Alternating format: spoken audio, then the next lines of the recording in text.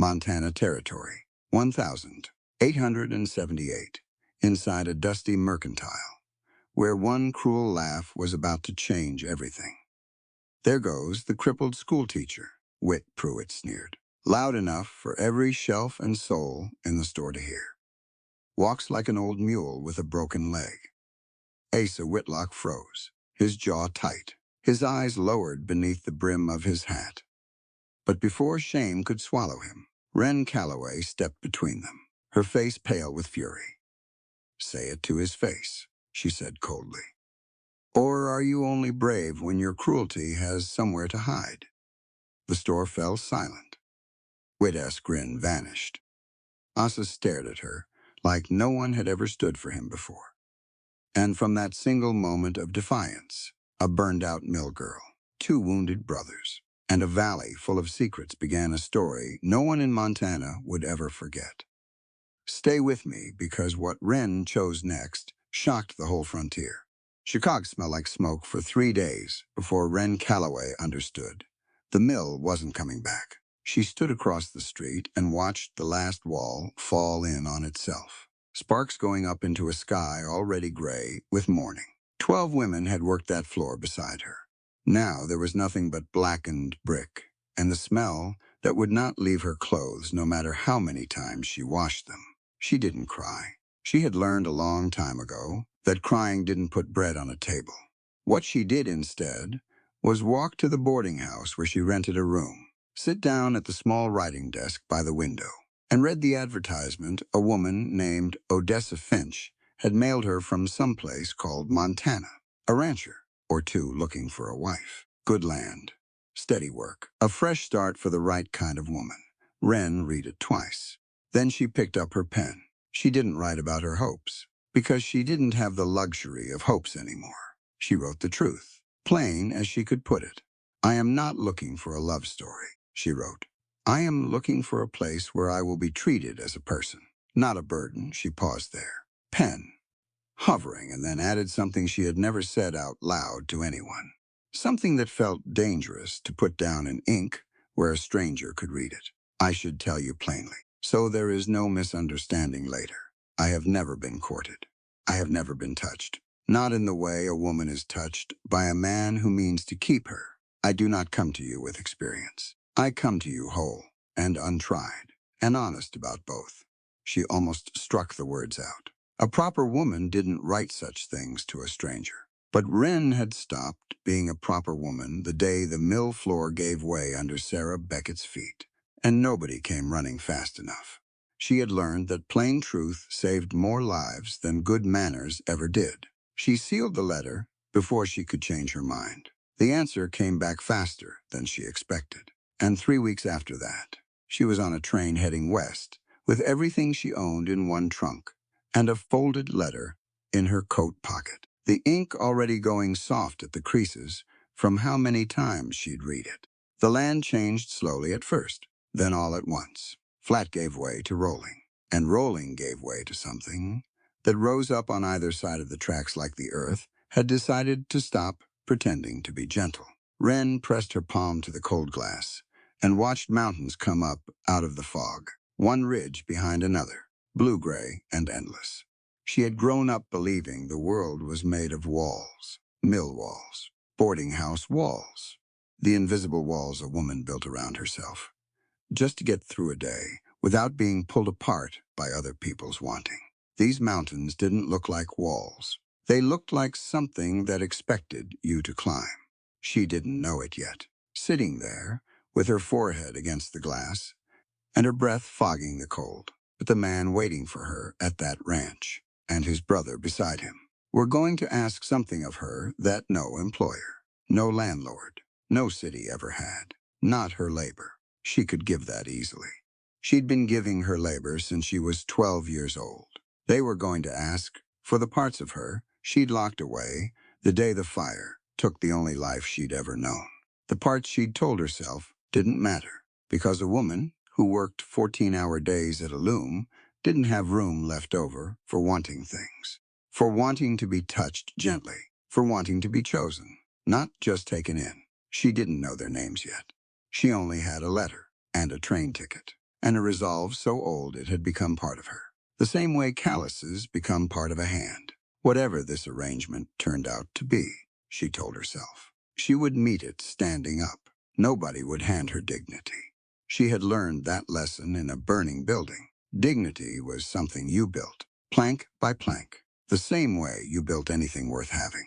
The train whistle cut through the fog, long and low, and somewhere ahead of her, a valley was waiting, and two brothers were waiting in it. Though she couldn't have said which one would turn out to matter more, or whether the answer would end up being both.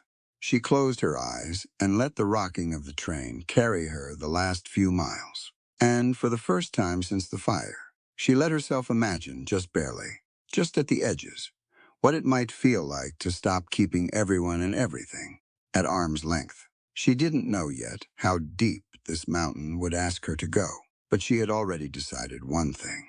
Sitting there with the fog clearing outside her window and Montana rising up to meet her.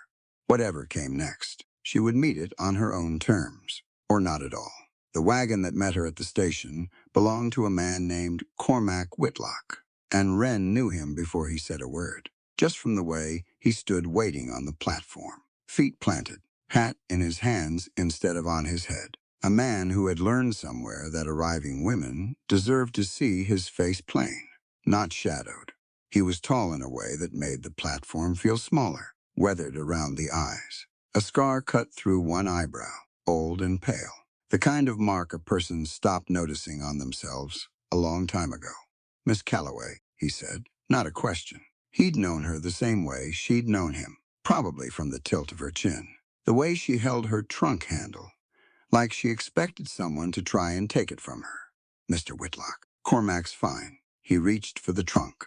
She let him take it, though every instinct in her told her to hold on. 12 years of taking care of herself didn't unlearn itself in a handshake. The ride out to the ranch took the better part of an hour, and for most of it, neither of them spoke.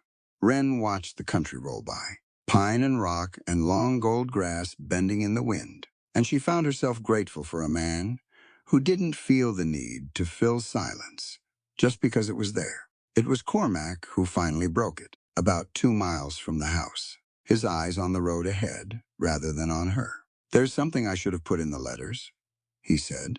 "I didn't, because I was afraid you wouldn't come if I did. That was wrong of me, and I've had 3 weeks to feel bad about it. So I'm telling you now, before we get to the house, so you can decide for yourself what you want to do." Wren turned to look at him. "Go on, I've got a brother, Asa, younger than me by 4 years. He lives at the ranch too, and he's part of this arrangement, same as me. The advertisement should have said 2 men.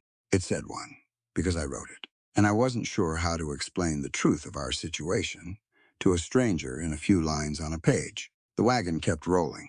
Wren kept her eyes on him, waiting for the rest, because there was always a rest.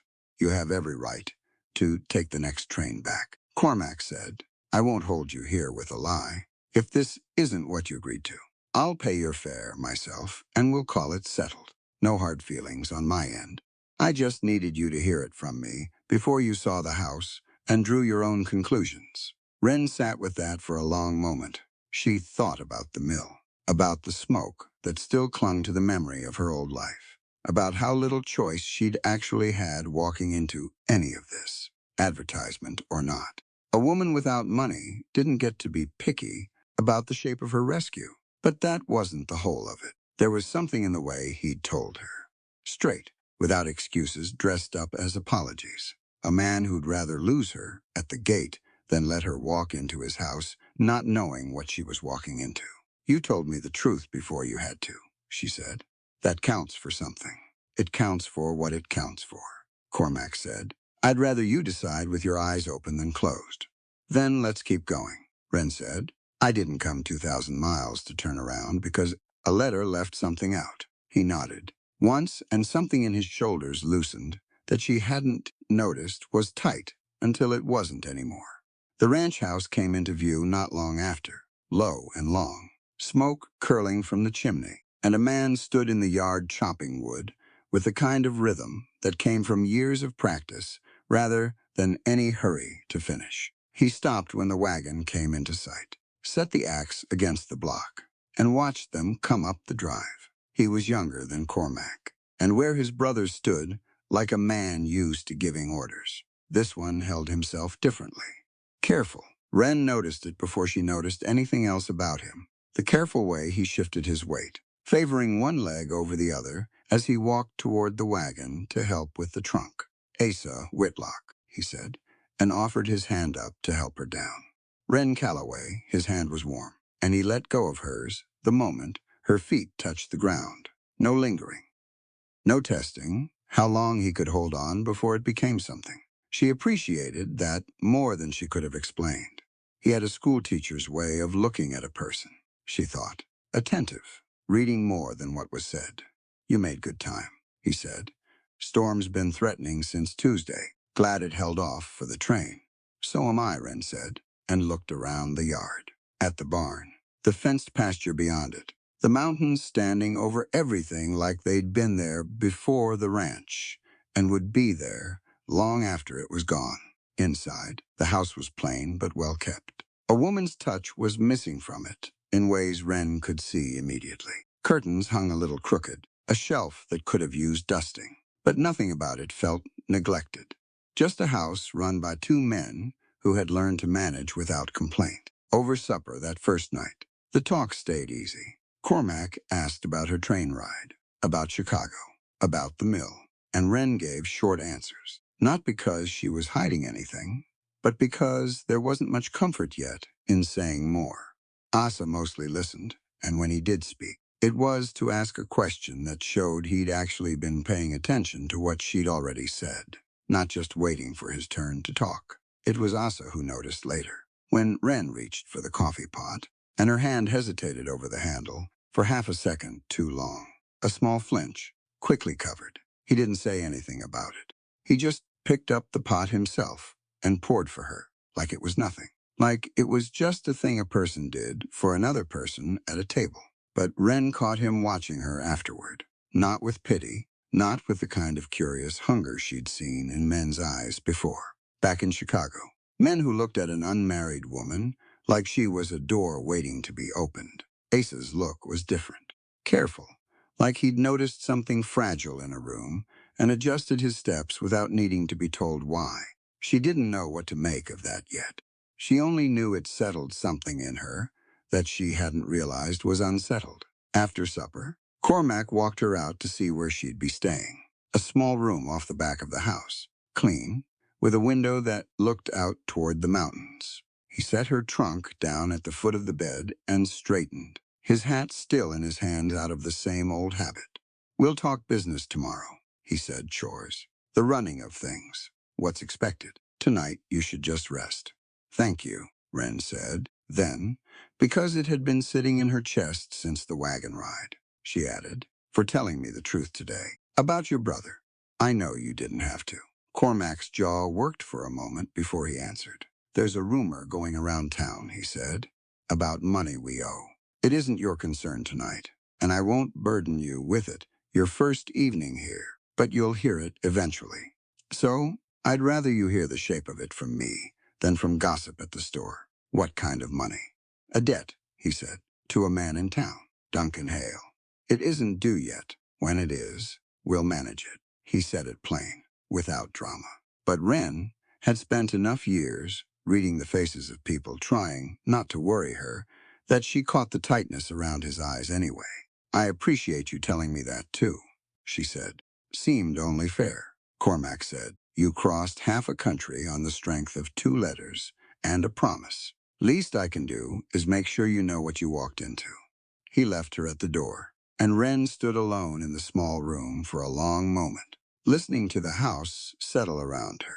Unfamiliar creaks and unfamiliar quiet. She thought about Cormac's honesty on the wagon, and Asa's quiet attention at the table, and the way neither of them had asked her a single question that felt like it was reaching for something she wasn't ready to give. She lay down that night, with the window cracked to let in the mountain air, and she thought, before sleep took her, that whatever this arrangement turned out to be, it had started with 2 men choosing to tell her the truth when a lie would have been easier for both of them. that was worth something. She didn't yet know how much. The trouble started at the mercantile, 4 days after Wren arrived, over nothing more than a sack of flour and a man's mean mouth. She'd gone into town with Asa to fetch supplies. The two of them, walking the dusty main street together, while Cormac stayed back to mend fence. It was the first time Wren had properly seen the town, small and squared off around a single crossing. A church at one end and a saloon at the other, like the place couldn't decide what it wanted to be.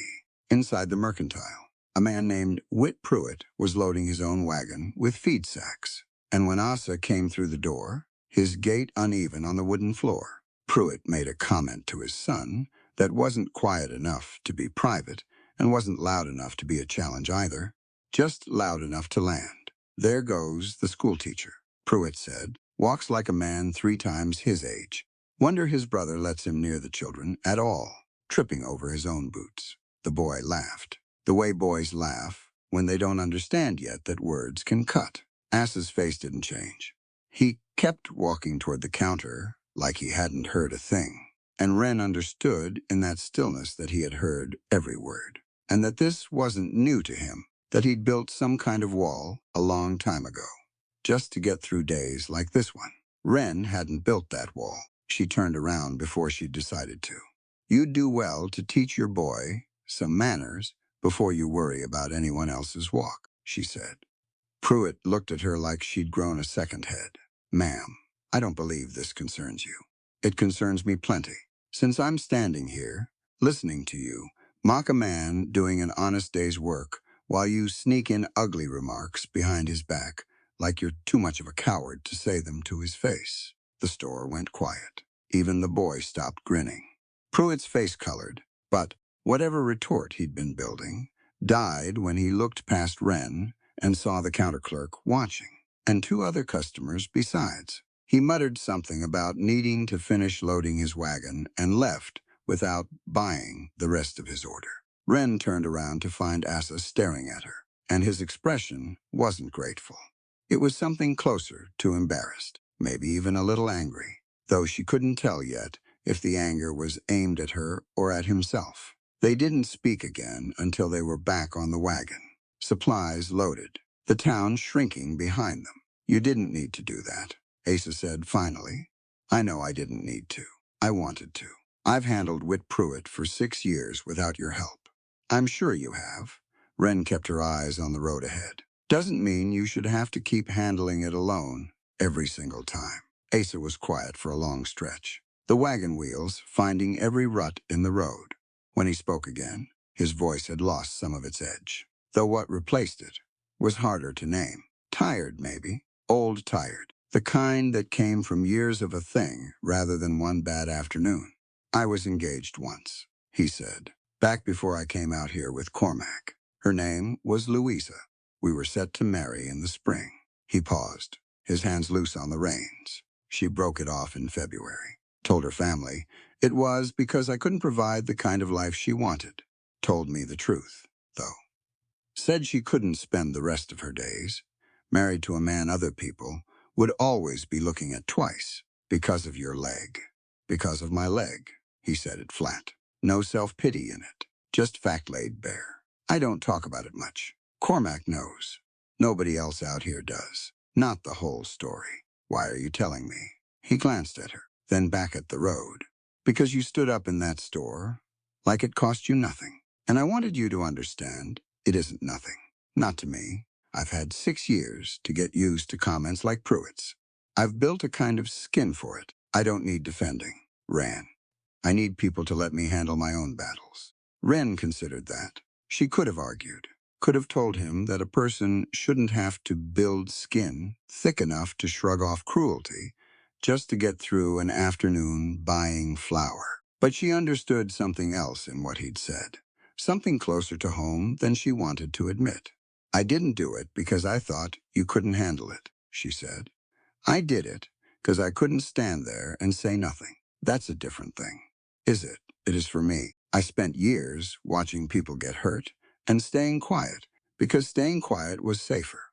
The mill floor that killed Sarah Beckett. There'd been complaints about that floor for months. Everybody knew it was weak. Everybody stayed quiet.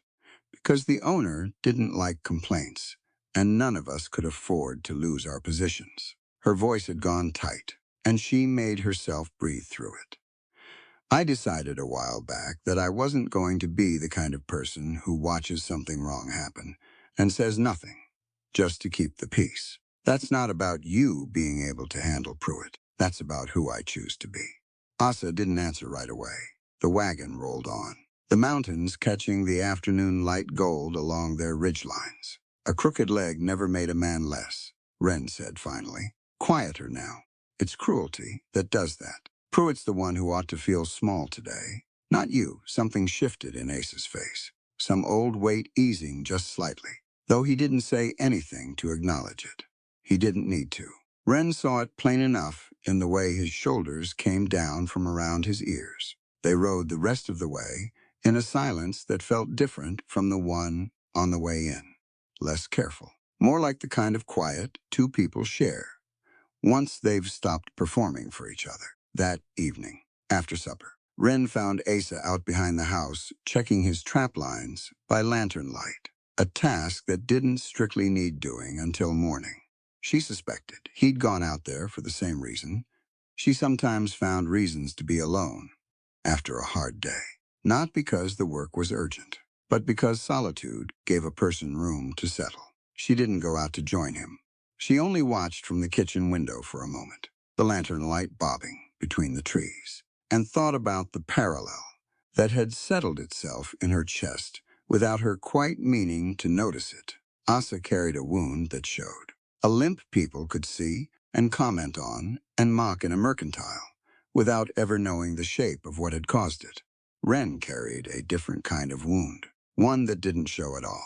Nobody looked at her twice on a train platform or across a supper table and guessed that she'd never once let a man close enough to touch her, not out of virtue exactly, but because life had never once given her room to want that kind of closeness. Survival didn't leave space for wanting. She'd learned that early, and she'd learned it so well that she sometimes forgot there was anything underneath the learning at all. Both of them carried something the world couldn't see just by looking, and both of them had built their own particular armor against it. She turned from the window and went to check on the bread rising near the stove, and told herself that was enough thinking about it for one night. But later, lying in the dark, with the window cracked to the mountain air, she found herself listening for the sound of Asa's uneven step on the porch outside, and she noticed, with something like surprise, that the sound of it didn't bother her at all. It was just the sound of a man coming home. The days that followed fell into a rhythm Wren hadn't expected to find so quickly. Mornings started early, coffee on the stove before the sun cleared the ridge, and Wren found her place in the kitchen without needing much instruction, the same way she'd found her place at a loom years before. Work was work. Her hands knew what to do with themselves, even in an unfamiliar house. Cormac handled the cattle and the fence lines, gone most of the day, coming back sunburned and quiet at supper. Asa split his time between the ranch and the small schoolhouse 3 miles off, where he taught reading and arithmetic to a dozen children whose families couldn't spare the coin for anything fancier. He came home most evenings smelling of chalk dust and pine, and Wren found she looked forward to that particular smell more than she wanted to examine too closely. Small things built between the three of them, the way small things do when people share a house and a purpose. A joke at supper that got funnier the second time it was repeated. The evening Wren burned the biscuits, and Cormac ate 2 of them anyway without complaint, just to spare her feelings. And she caught him trying not to make a face at the taste, and laughed for the first time since she'd arrived. A real laugh. Surprised out of her. There was a night, about 2 weeks in, when the 3 of them sat on the porch after supper, the sky gone violet behind the mountains, and Cormac reached over, without thinking, to steady a cup of coffee that Wren had set too close to the porch rail. His hand brushed hers in the process. Wren went still, not from fear exactly, from something closer to surprise at her own reaction. the way her pulse jumped at so small a thing as a man's knuckles grazing hers. Cormac noticed. He always seemed to notice things other people missed, a habit left over from his years scouting, she guessed, reading a landscape for what didn't belong in it. He didn't pull away fast, and he didn't linger either. He simply moved his hand back to his own cup, unhurried, like nothing had happened at all. I've got no interest in taking what hasn't been offered freely. Wren, he said, quiet enough that it was just for her. Asa having gone inside a moment before to fetch more coffee. When you're ready to go deeper than a handshake, you'll be the one who says so. Not me, not Asa, you. Wren looked at him in the dim porch light, trying to read what sat behind the words. She found only plain honesty there, the same kind he'd offered her on the wagon ride from the station. That's not how most men talk, she said. Most men aren't worth listening to. Then he said it simply. No bitterness in it. Just an observation. I've seen what happens when a man decides a woman's wanting doesn't matter as much as his own. I had a mother who lived that particular hell for longer than she should have. I won't be the kind of man who does that to anybody, least of all you. Wren didn't answer right away. She sat with the weight of what he'd said, turning it over. She thought of every man in Chicago who'd looked at her like a door waiting to be opened, who'd assumed her circumstances gave them some kind of claim on her gratitude, her attention, her body. She thought about how tired she'd grown of bracing herself against that particular kind of hunger before she'd even walked into a room. Cormac's words didn't ask anything of her. They simply left the door standing open, made clear that she was the only one allowed to walk through it, in her own time, on her own feet. Thank you, she said finally, because it seemed like the only honest thing to say. No thanks needed, just how it ought to be. Asa came back out with the coffee pot a moment later, and the conversation shifted easy back to ordinary things. The weather, a fence post that needed replacing, whether the creek was running high for this time of year. But something had settled between Wren and Cormac in that small exchange, something she carried with her the rest of the evening. It was 2 nights after that when the second moment came, this one with Asa, and this one born less from tenderness than from Wren's own need to make something plain before it went unsaid too long. They'd been walking back from the barn together, the last chores of the evening done, and Asa had reached to take the lantern from her hand. An ordinary courtesy, nothing more, but something in the way he did it, careful, deliberate, made Wren stop walking altogether. I need to say something, she said, and I want you both to hear it, not just you tonight. Asa stopped too, lantern light throwing long shadows across the yard. All right, I've noticed how careful you and Cormac have both been with me, Wren said. The way you don't push, the way you leave room. I'm grateful for it, but I don't want either of you deciding for me what I'm ready for, or when. Not out of a wish to protect me, and not out of politeness either. She drew a breath, steadying herself, because saying this out loud felt like standing at the edge of something. I will choose when I am ready to choose. Neither of you decides that for me, not by holding back too much, and not by pushing too hard. I need to be the one who says when. Asa studied her for a long moment in the lantern light, and Wren couldn't tell at first what was moving behind his eyes. Then he nodded, slow and certain. That's fair, he said. More than fair. I think Cormac would say the same if he were standing here. He already did in his own way, Wren admitted. A small smile crossed Asa's face. There, and gone. Good. Then we understand each other. They walked the rest of the way back to the house in a quiet that felt easier than any quiet before it. And Wren found herself thinking, as she climbed into bed that night, that something important had shifted in her chest, though she wasn't yet ready to name it. She had spent her whole life being handled by circumstance, moved from one hard situation to the next, without much say in the matter. The mill hadn't asked her permission before it burned. Poverty hadn't asked permission before it narrowed her choices down to almost nothing. Even this arrangement, in its own way, had been born out of necessity more than desire. But here, in this house, with these 2 men, she had just done something she couldn't remember doing in longer than she cared to admit. She had told two people exactly what she needed, out loud without apology, and they had listened. It wasn't love yet. She wasn't foolish enough to call it that so soon, but it was something adjacent to love. Some necessary ground it would have to grow from, if it grew at all. Respect, maybe, or the beginning of trust. Built one honest exchange at a time, the way a wall gets built one stone at a time. Each one tested before it set. Outside her window, the mountains stood dark against a sky thick with stars, and somewhere down the hall she could hear the low murmur of Cormac and Asa talking, voices too quiet to make out words. Just the steady rhythm of two brothers who had built a life together, and were now, cautiously, carefully, making room in it for her. Wren closed her eyes and let herself imagine, just for a moment, what it might feel like to belong somewhere fully, not out of necessity. Not because there was nowhere else to go, but because she had chosen it. Plank by plank, the same way she was learning to build everything else in her life that mattered. Odessa Finch ran the boarding house in town the way she ran everything else in her life, without apology and without waste. Wren had heard her name before ever meeting her. From Cormac's letters mentioning the woman who'd first told him about a Chicago mill girl looking for a fresh start.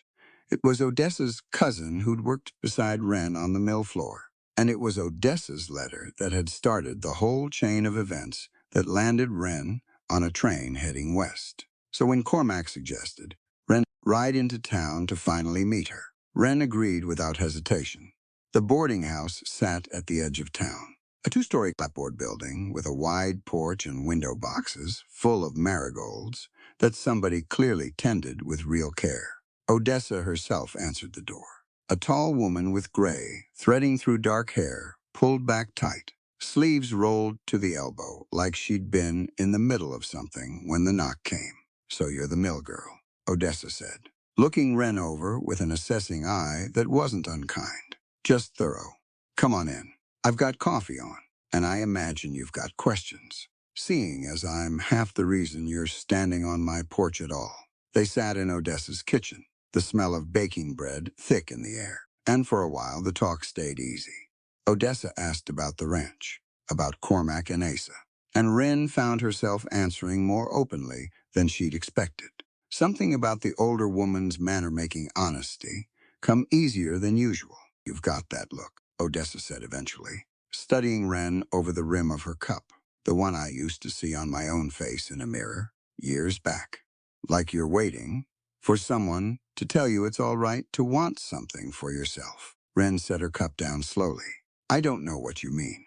I think you do." Odessa's voice was gentle, but didn't back away from the point. "I was born enslaved." "Wren, did Cormac tell you that?" "He mentioned you'd been through hardship. He didn't say the particulars. The particulars are these." Odessa's hands stayed steady around her cup, though her eyes went somewhere distant.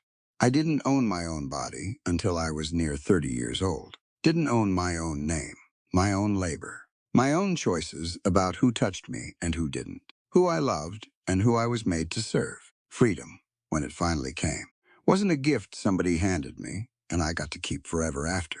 It was something I had to learn to defend every single day. Because there were plenty of folks, even after the war, who thought a black woman's freedom was still theirs to question." Wren sat with that, the weight of it settling over the kitchen table.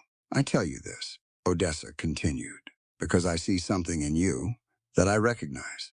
You've spent your whole life letting other people decide what you could have. The mill decided your hours. Poverty decided your choices.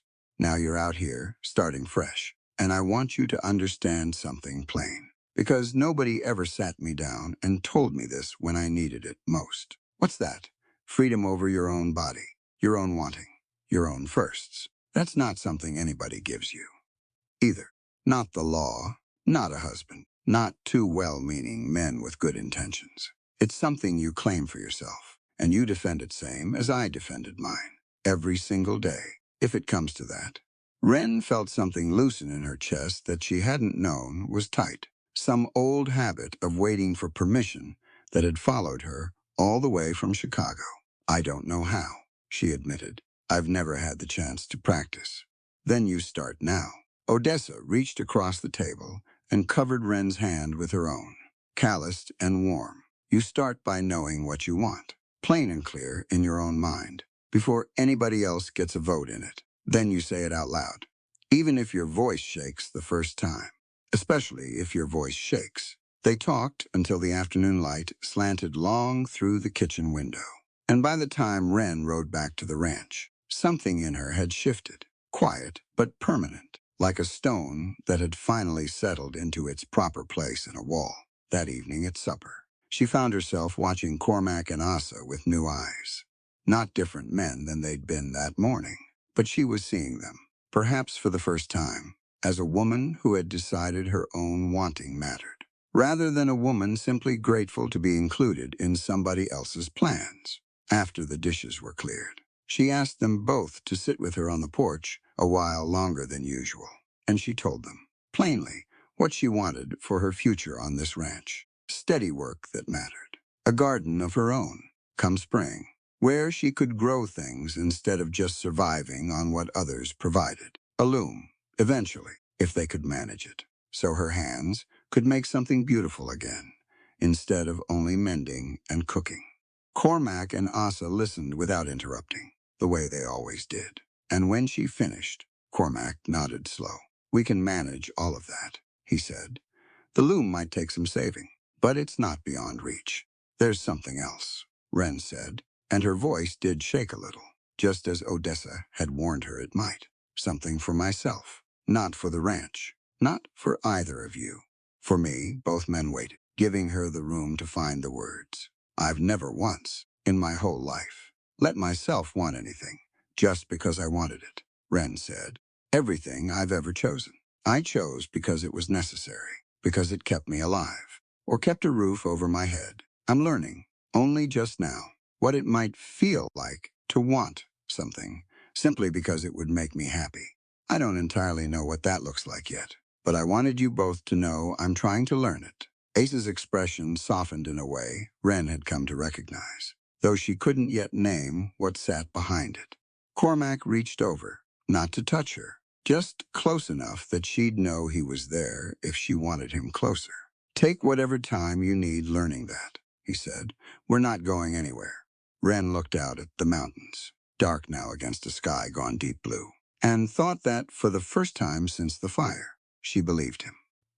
Duncan Hale arrived at the ranch on a Tuesday morning, riding a horse too fine for a man who claimed to spend most of his days behind a desk. And Wren knew trouble the moment she saw Cormac's face change at the sight of him coming up the drive. She was hanging washing near the porch when he rode in, and she watched Cormac set down the axe he'd been using to split kindling.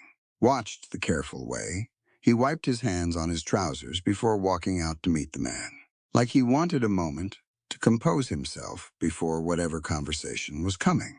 Duncan Hale was younger than Wren expected, maybe midway between Cormac's age and Ace's, with a banker's soft hands and a smile that didn't quite reach his eyes. He dismounted slow, deliberate, a man used to making others wait on his convenience. Cormac, he said, tipping his hat, and this must be the new Mrs. Whitlock, or soon to be, I understand. His eyes moved to Wren with a politeness that felt, somehow, like an inspection rather than a greeting. Duncan, Cormac said, his voice even but not warm.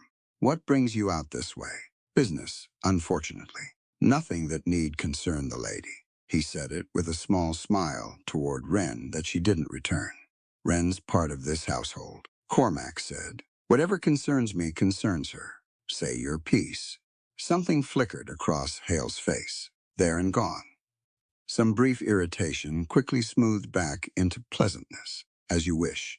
He reached into his coat and produced a folded paper, holding it out. The note on this property comes due in 3 months' time. I trust you've been keeping track. Cormac took the paper without opening it. I'm aware of the terms. Good. I'd hate for there to be any confusion. Hale's smile widened slightly, and Wren found herself disliking him more with every passing second, though she couldn't yet say exactly why. Beyond the simple fact that his pleasantness felt like a performance laid over something colder underneath. $3,000 is no small sum for a ranch this size. I trust you have a plan for meeting it. We'll meet it, Cormac said. I have every confidence. Hale's tone suggested the opposite, though I should mention, in the interest of fairness, that should the note go unpaid, the bank would have no choice but to take possession of the property. I would find that regrettable. Of course, we've known each other a long time. You and I, we have, Cormac said, and something passed between the two men that Wren couldn't read. Some old history sitting underneath the words, like a stone under still water. Give my regards to your brother, Hale said, mounting back up, and to your bride-to-be.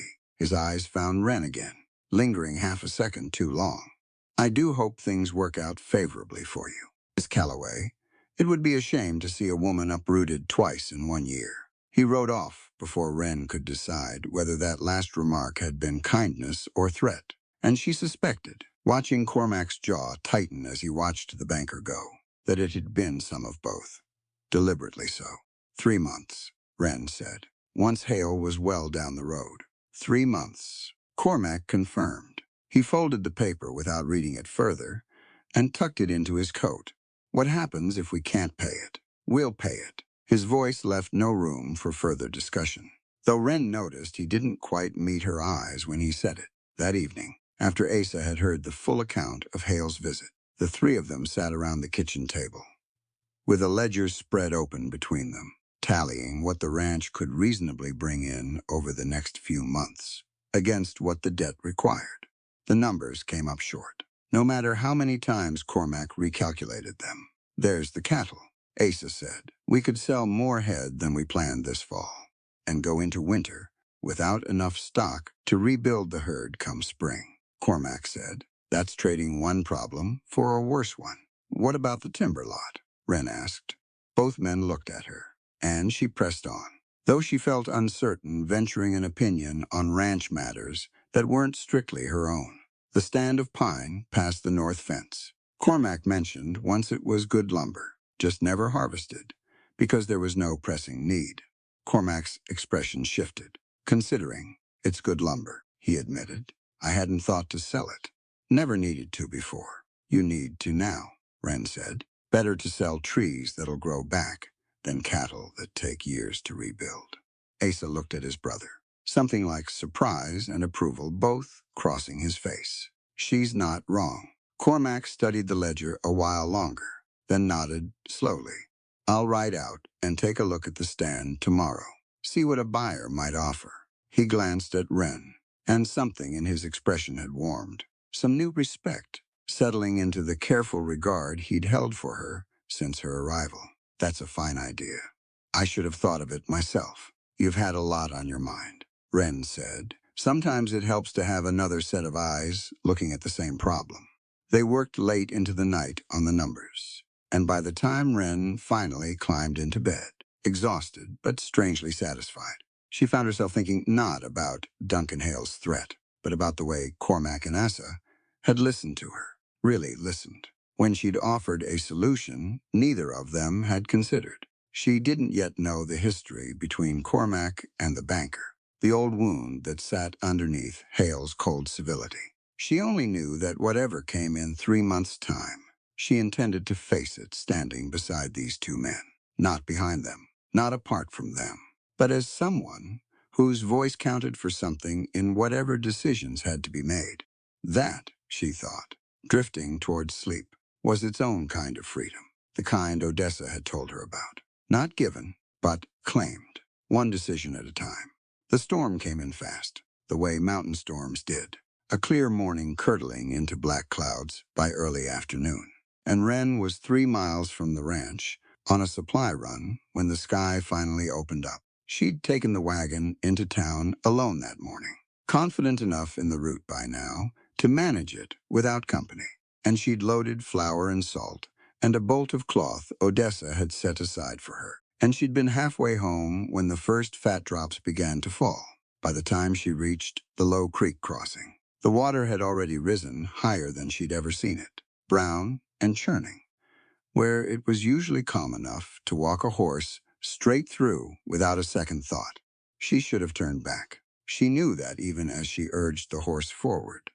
Some stubborn calculation telling her the crossing looked passable.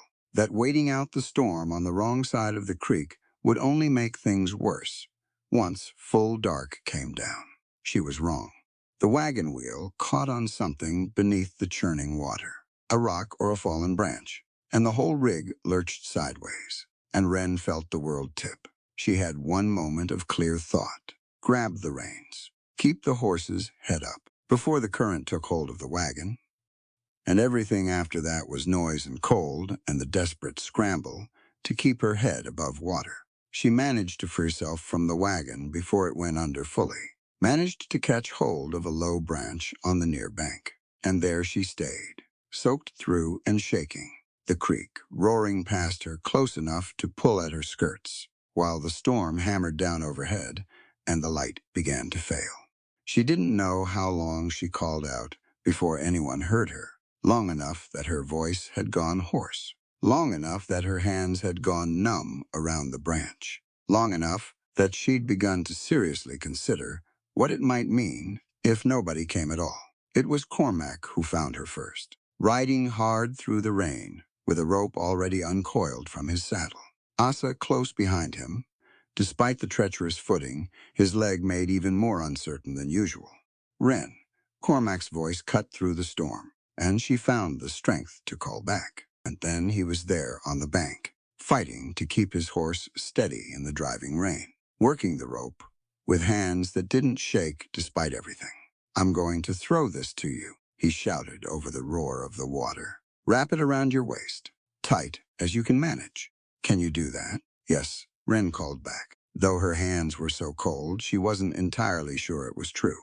The rope landed close enough for her to catch, and she worked it around her waist with fingers that fumbled and shook, and by the time she'd managed a knot, Asa had climbed down from his horse and waded in as far as he safely could, bracing himself against the current to help haul her the final distance to the bank.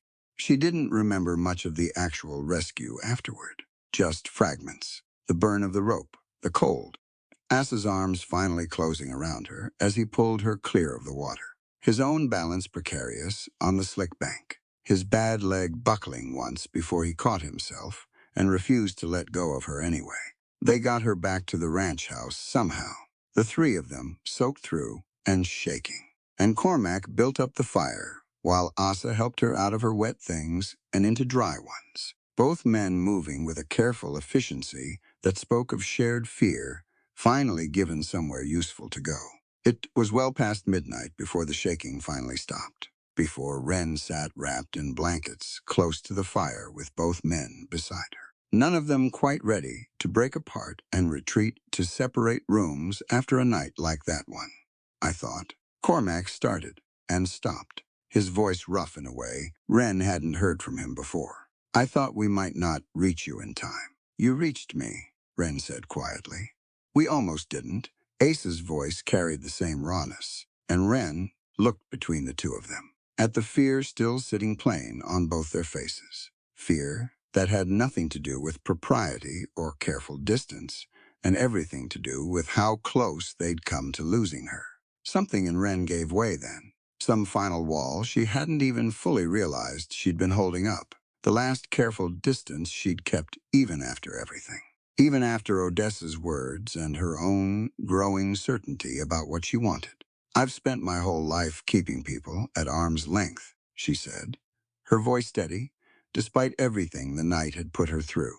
"Tonight, I don't want arm's length." She looked at Cormac, then at Asa, and found in both their faces the same question, the same restraint, waiting on her word the way they had promised they would. "I want you both to go deeper than anyone's ever been allowed." The fire crackled in the silence that followed, and neither man moved right away, both of them searching her face for certainty, for the truth underneath the words, because they had promised her this choice would be hers alone, and neither intended to take it from her now, not even in a moment charged with the aftermath of fear and relief both. "You're sure?" Cormac said. Not a question exactly, but not quite a statement either.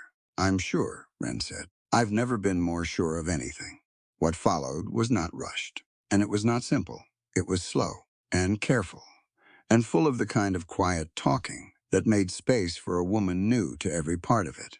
Ace's hand finding hers first, gentle, asking without words if this was still what she wanted, and Cormac's steadiness beside them both, patient in a way that spoke of a man determined to make sure fear had no place left in the room. There was tenderness in it that Wren hadn't expected. Not from what little she'd overheard other women whisper about such things back in Chicago. Not spectacle or urgency, but something closer to trust, laid bare and honored. She gave herself to that night, not because circumstance demanded it, not because two men had rescued her, and she owed them something in return, but because for the first time in her life she had decided, clearly and completely, what she wanted for herself, and had said so out loud, and had been heard. Afterward, wrapped between them near the dying fire, the storm finally passing outside, Wren lay quiet and thought about Odessa's words from weeks before. Freedom wasn't given. It was claimed and defended, one choice at a time. She had just claimed something entirely her own, and for the first time since the fire took everything she'd known, she felt, lying there in the firelight with two men who had promised never to decide her wanting for her, that she had finally arrived somewhere worth staying.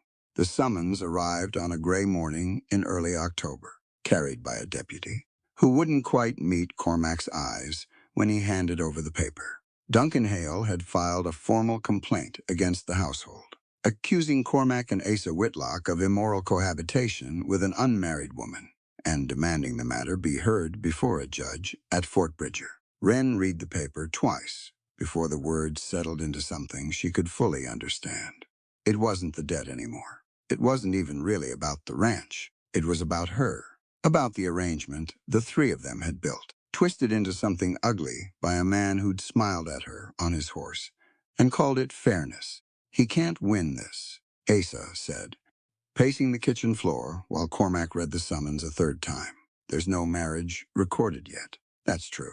But there's no law against three people sharing a household. There's no law against it, Cormac said slowly. But there's a judge who gets to decide what counts as decency in his own courtroom. And Hale's been cultivating that judge's friendship for years. This isn't about the law. It's about making us look bad enough that the court sides with him out of simple disgust. Wren set the paper down on the table, her hand steady even though her stomach wasn't. Then we go to Fort Bridger and we tell the truth, all of it. Let the judge see exactly what this household is, and let him decide for himself whether it's shameful. They may ask you things in that courtroom, Cormac said, watching her carefully, that no woman should have to answer in public. Hale isn't above using humiliation as a weapon if he thinks it'll win him the case. I know that, Wren said. I'd rather stand up in front of a room full of strangers and tell the truth than run from a fight, because the truth might be uncomfortable to speak out loud. I've spent enough of my life staying quiet to keep other people comfortable. I'm done with that. The ride to Fort Bridger took 2 days, and the courthouse, when they finally reached it, was smaller than Wren expected. A single room with hard wooden benches and a judge's bench up front that looked like it had been built by the same carpenter who'd built half the town. Duncan Hale sat at a table on one side, composed and pressed in a fine gray suit, his lawyer beside him looking entirely too pleased with himself. Wren, Cormac, and Asa sat together on the other side, with Odessa Finch and Dr. Marcus Ellery seated just behind them. Having ridden out at their own expense, once word of the trial reached town, the proceedings opened with Hale's lawyer painting a picture of scandal. A household with 2 brothers and 1 woman. No marriage yet recorded. The whole arrangement, described in language, calculated to make it sound sordid rather than what it actually was. Wren sat through it with her spine straight and her hands folded in her lap, refusing to let her face show the anger building underneath her calm. When it came time for witnesses, it was Dr. Marcus Ellery who took the stand first, called by Cormac's lawyer to speak to the character of the household. Ellery was an older man, silver-haired, with the steady bearing of someone who'd spent a career being doubted, and had long since stopped letting it rattle him. I've treated this family for illnesses and injuries going back 3 years, he said, once the preliminary questions were done. I've never once seen anything in that household but decency, hard work, honesty. Hale's lawyer rose for cross-examination, his tone dripping with the kind of politeness that was really just contempt wearing a better coat. Doctor, isn't it true that your own medical opinions have been questioned before in this very county? They have, Ellery said, unbothered. And why is that? Dr. Ellery met the lawyer's eyes without flinching. Because I treated freed slaves in this county when other doctors refused. Because there are men in this town who decided my competence was worth less on account of who I chose to treat and how I chose to treat them as fellow human beings deserving of care. He let that sit a moment before continuing, his voice even, unhurried. The law is not always right. It's been wrong plenty of times in my own life. Wrong enough that I learned early not to mistake what's legal for what's decent. But a decent heart always is. I've looked into the hearts of the people in this household, and I've looked into the heart of the man bringing this complaint, and I know which one I trust. The courtroom went quiet in a way that felt different from the silence that had opened the proceedings. And even the judge, who had seemed inclined toward impatience through most of the morning, sat forward slightly, studying Ellery with new attention. Odessa Finch testified next, speaking plainly about Wren's character, about the woman who had corresponded with her honestly from the very start, who had never once behaved with anything but propriety and self-respect since arriving in the valley. Cormac and Asa each took the stand in turn, answering every question the lawyer threw at them with the same steady honesty that had marked every conversation Wren had ever had with either of them. It was midway through the afternoon, after Wren herself had testified, calm and clear, describing the arrangement not as scandal, but as three people building an honest life together, that something shifted in the courtroom. Duncan Hale had been sitting rigid at his table through most of the proceedings, his composure a careful mask. But as Wren spoke, describing the night of the flood, the honesty that had defined every choice she'd made since arriving at the ranch, something in his face began to crack. His hands, folded on the table in front of him, had gone white-knuckled. When the judge called for a brief recess before closing arguments, Hale rose abruptly and asked to address the court, his voice unsteady in a way it hadn't been all day. I want to withdraw part of my complaint, he said. The charge concerning the moral character of the household. I withdraw it. The judge frowned, clearly caught off guard. Mr. Hale, you understand this significantly weakens your case regarding the debt as well. I understand. Hale's eyes had found Cormac across the courtroom, and something passed between the two men that Wren still didn't fully understand. Some old current running beneath the surface of the day's proceedings. I have my reasons, Your Honor. I'd rather not air them here. The judge studied him a long moment, then nodded slowly and called the recess as planned, though the mood in the room had shifted entirely. Confusion and quiet speculation replacing the tension that had gripped the space all morning. Wren looked at Cormac, searching his face for some explanation, and found him staring after Hale's retreating back with an expression she couldn't quite name. Not triumph, something closer to old grief, freshly disturbed. Do you know why he did that? She asked quietly. Cormac's jaw worked before he answered. I think I might, he said. I'll tell you tonight. Not here. They rode back from Fort Bridger with the debt matter still unresolved, but the moral complaint withdrawn entirely. The judge ultimately siding with the household on the strength of the testimony given. And it wasn't until they were home again, gathered around the kitchen table with the fire burning low, that Cormac finally told Wren and Asa the story he'd been carrying alone for years. Duncan and I served together, he said, his hands wrapped around a cup of coffee he wasn't drinking. Long before either of you knew me as anything but a rancher. We were young then, foolish, maybe, though we didn't think so at the time. He paused, gathering himself, and Wren reached over, without thinking, to rest her hand near his on the table, close enough that he'd know she was there if he wanted the contact. There was a skirmish. Cormac continued. Bad one. Duncan and another soldier, a boy named Silas, were both hit, both bleeding out in the same stretch of field, and I could only reach one of them in time. I chose Silas. He was closer. He had a wife and a child waiting on him back home. And Duncan, at the time, I believed, had nobody waiting who'd be devastated past bearing if he didn't make it. But he did have somebody, Asa said quietly, understanding beginning to dawn. He did. A woman named Charlotte, his fiancée, though he'd never spoken of her much. Even to me, some private superstition about not tempting fate by talking too freely about happiness.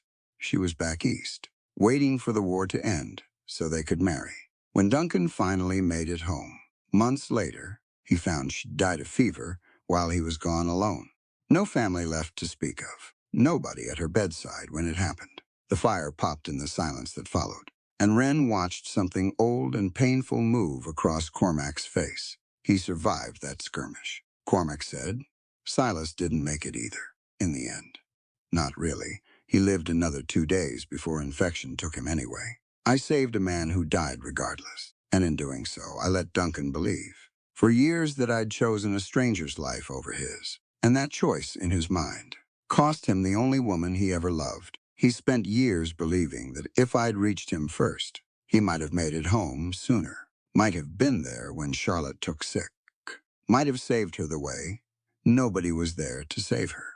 That's not fair to you, Wren said. You couldn't have known, fair or not. It's what he's carried, Cormac said. And I never told him the truth of it, that Silas didn't survive either, that my choice bought nothing lasting for anyone. I let him hate me quietly for years, rather than have the conversation that might have eased it. Because facing him meant facing my own guilt over choices made in a moment I still don't fully understand, even now. Is that why he's been so hard on the ranch? Ossus asked. The debt, the timing of it. I believe so, Cormac said. I think watching me build a life, a home now with the two of you. It's been like salt in a wound he's never let heal. Seeing me happy, when he believes I'm the reason he lost his own chance at it. Wren sat with the weight of the story, thinking of Duncan Hale's cold civility, the smile that never reached his eyes. And understood it now for what it likely was, not cruelty for its own sake. Grief that had curdled into something bitter after years, without anywhere honest to go. What will you do? She asked. Cormac was quiet a long while before answering. I could press our advantage, he said. The moral complaints withdrawn. The judge's sympathies clearly lean our way now. I could fight the debt itself in court, and likely win, given everything that's come out today.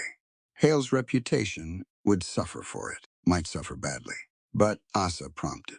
But I don't think that's the right thing to do, Cormac said. Winning that way would satisfy something small in me, some old resentment I've carried just as long as he's carried his. It wouldn't fix anything real. It would just be one more wound added to a pile that's already too high. What would you do instead? Wren asked. I want to go to him, Cormac said. Tell him the truth about Silas, finally, after all these years. And I want to offer him something real as restitution, not because the court demands it, but because I owe him something honest, something that costs me, not just words. What kind of something? Asa asked. The water rights along the eastern boundary, Cormac said. The stretch that borders his property. We don't strictly need that access. Not with the creek running through the main pasture already. But he's needed it for years. Needed it enough that half his own cattle operation depends on getting it eventually. I'll sign it over to him. Free and clear, Asa's eyebrows rose. That's no small gift. Cormac, it's not meant to be small, Cormac said. Forgiveness that costs you, nothing isn't forgiveness. It's just talk. If I want to actually mean what I say to him, it has to cost me something real, something I'll miss, or it isn't worth saying at all. Wren looked at the man beside her, at the quiet resolve settled into his face, and felt something in her chest that she recognized now as love, plain and simple, though she hadn't said the word out loud yet to either of them. I think that's the right choice, she said, not because it undoes what happened. Nothing undoes that. But because it might finally let both of you set the weight down. Cormac rode out the following morning, alone to Duncan Hale's property, and Wren spent the day unable to settle to any task, watching the road for his return. When he finally came back, well past dark, his face carried an exhaustion that looked less like defeat and more like relief. The particular tiredness of a man who has finally put down something heavy he'd carried too long. How did he take it? Asa asked. The moment Cormac stepped through the door. Hard at first, Cormac said, settling into a chair by the fire. He didn't want to hear it. Told me to leave twice before I finally got the whole story out. But by the end, he was crying. Asa, a man I've known 20 years, and I don't think I'd ever once seen him cry. Not even at the funeral.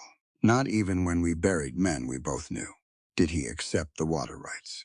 Wren asked. He did. Eventually. Told me it didn't fix anything. Cormac's mouth curved into something that wasn't quite a smile. I told him I knew that. Told him I wasn't offering it to fix anything. Just to finally be honest about what I owed him. After all these years of letting him carry a lie, I never bothered to correct. The debt itself, Cormac explained. Hale had agreed to extend, quietly, without any further pressure. The deadline pushed back a full year.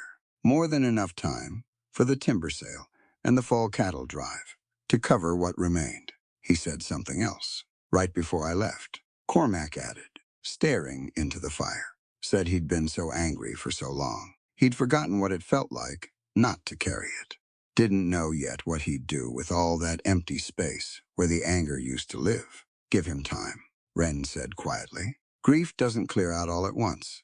It takes a while to learn how to live in the space it leaves behind. Spring came to the valley slow and generous. Snow melting off the high ridges in long silver threads that fed the creek back to its ordinary, gentle self. The same creek that had nearly taken Wren's life. The previous fall now running clear and shallow enough for children to wade in along its banks. The wedding took place on a Saturday morning in May in the meadow behind the ranch house, where wildflowers had come up thick and unbidden among the grass, blue and yellow and white scattered as far as the tree line.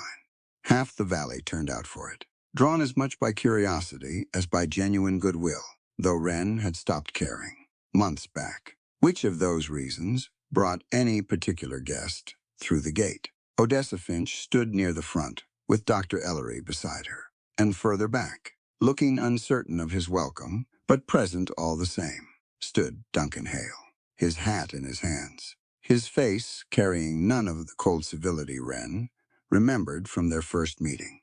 He'd sent word ahead asking if he might attend, and Cormac had ridden into town himself to tell him he'd be welcome, that whatever debt sat between them now, in coin or in memory, didn't extend to keeping him from a wedding he had every right to witness, if he chose to come in peace. The ceremony itself was simple. A traveling minister passing through the valley having agreed to perform it, but before he could begin the formal words, Wren stepped forward, asking to speak first, and the minister, somewhat startled by the request, stepped back to let her. She stood before the gathered valley in a dress Odessa had helped her sew, plain but well made, her hair loose, the way she'd always privately preferred it, and she looked out at the faces watching her, familiar now after nearly a year in this place, and she found her voice steady, despite the weight of everyone's attention. I came here with nothing given to me freely my whole life, she said, her voice carrying clear across the meadow.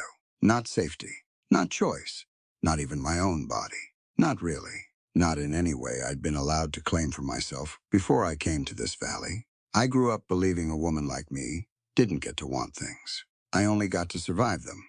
She glanced at Cormac and Asa, standing together before her, both men watching her with an attention that felt like the whole world narrowing down to just this moment, just these words. I am not a parcel handed from one man to another. Wren continued. I wasn't sent out here to be received, like a shipment of goods, grateful for whoever happened to sign for me at the other end.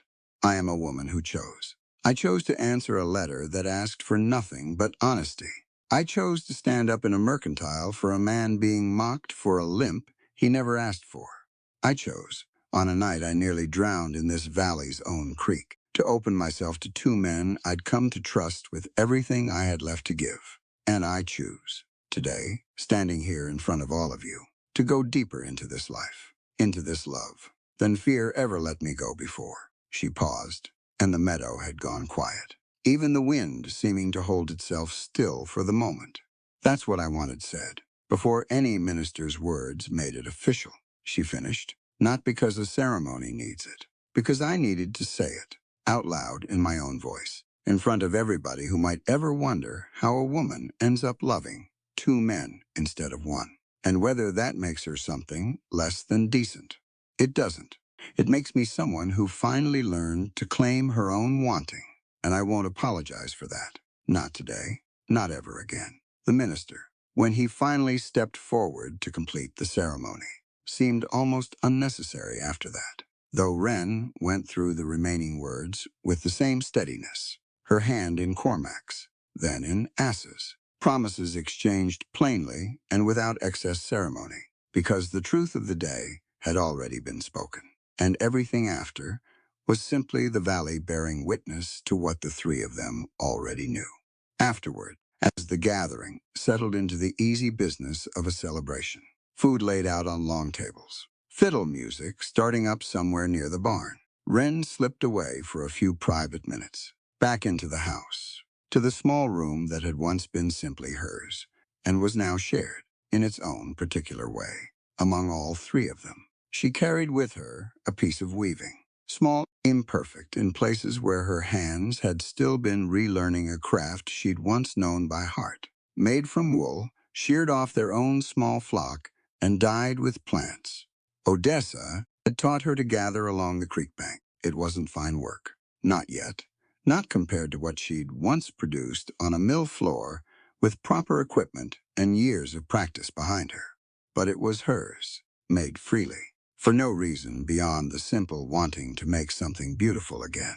She hung it on the cabin wall, just above the window that looked out toward the mountains, the same mountains that had risen up out of the fog on her first morning in this valley, when she'd been nothing more than a stranger with a trunk and a letter and no real notion of what waited for her at the end of the line.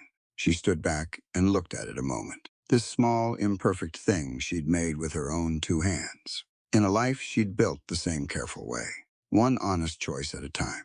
Outside, she could hear the fiddle music picking up, and Ace's laugh carrying over it, and Cormac's voice calling her name, wondering where she'd gotten to.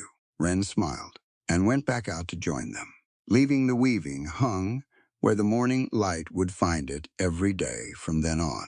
A woman who had once had nothing entirely her own, now weaving a life, and a love, entirely by her own choosing. The West has always been a land where people believed they could outrun their past. But this story reminds us that no matter how far we travel, the deepest journey is never across mountains or rivers. It is the journey back to ourselves. Wren arrived in Montana carrying little more than a suitcase, painful memories, and a heart convinced that survival was all life had left to offer. She believed dignity meant enduring hardship alone. Yet she discovered that true strength is not found in refusing help, but in choosing, with courage, who deserves to stand beside you. Cormac and Asa never tried to rescue Wren by making decisions for her. Instead, they offered her something far more valuable than protection. They offered respect. They listened before they spoke. They waited instead of demanding. They understood that love without freedom is only another kind of prison.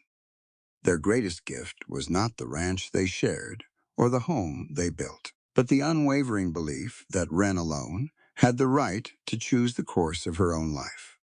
This story also teaches us that visible scars are not the only wounds that shape a person. Asa carried the burden of a limp that others mocked, while Wren carried invisible scars born from loss, loneliness, and years of believing her dreams mattered less than survival. Yet neither of them allowed bitterness to define who they became. Instead, they proved that compassion often grows strongest in hearts that have known suffering themselves. Sometimes the people who understand us best are those quietly fighting battles we cannot see. Perhaps the most powerful lesson comes through Cormac's decision to forgive Duncan Hale. Revenge may satisfy pride for a moment, but forgiveness has the power to free both the wounded and the one who caused the wound. Cormac chose honesty over victory, generosity over punishment, and reconciliation over resentment. In doing so, he showed that real courage is not measured by the battles we win, but by the burdens we willingly lay down. Healing begins the moment we stop asking who deserves mercy and start asking whether our own hearts deserve peace. Ren's journey is also a reminder that every person deserves the freedom to define their own happiness. Throughout her life, others had dictated what she should endure, what she should sacrifice, and what she should expect. But in the end, she discovered that love is never something given by society's approval. It is something built through honesty, trust, mutual respect, and the freedom to choose without fear. Her greatest victory was not finding a new home. It was finding her own voice and realizing that her choices, her dreams, and her happiness mattered just as much as anyone else's. The mountains surrounding that little ranch became more than a beautiful backdrop. They stood as silent witnesses to lives transformed not because fate suddenly became kind, but because ordinary people made extraordinary choices every single day.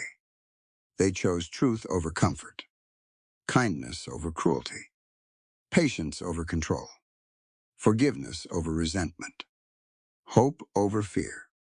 Brick by brick, choice by choice, they built a family unlike anything the world expected, proving that the strongest foundations are always built on trust rather than tradition. If this story leaves us with one lasting truth, it is this: every person carries wounds the world cannot see, but no wound is too deep for compassion to reach.